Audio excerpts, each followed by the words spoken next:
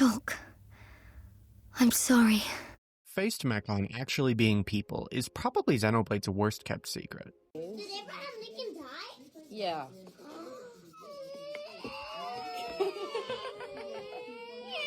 We're also familiar with this plot point that I don't think any of us have sat down and thought about how horrifying the concept is.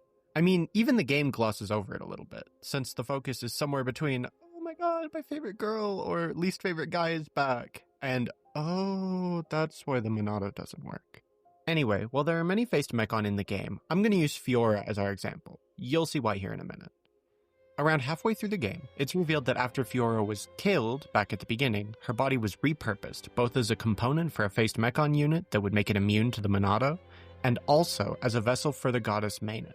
When Fiora regains consciousness for the first time after having her body sliced open, she is now more machine than human. The small bits of her that are still human have been reworked into nothing more than one gear in a larger machine. On top of this, despite having regained consciousness, she has no control over this new body.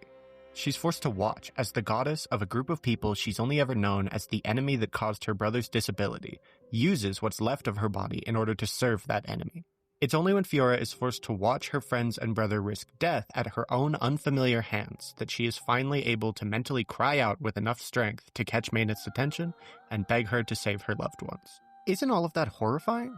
Sure, by the end of the game, we're able to happily ever after return Fiora to being the only soul in her own human body. But for most of the story, she is forced to either backseat or cohabitate her own mangled, retrofitted corpse. In fact, once she finally gets primary control of her body back after the last events I described, the very next thing you do in-game is get help from the Machna in order to retrofit Fiora's new body so it's survivable for her without a giant robot around it. To put that into perspective, imagine the most defining and important thing happening in all of history was a war between humans and, giant spiders. Now, imagine you're killed by the freakiest giant spider anyone has ever seen.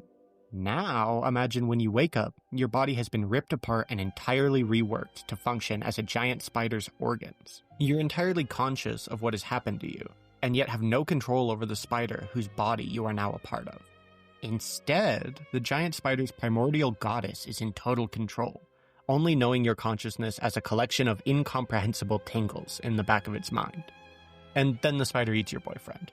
Freaky, huh?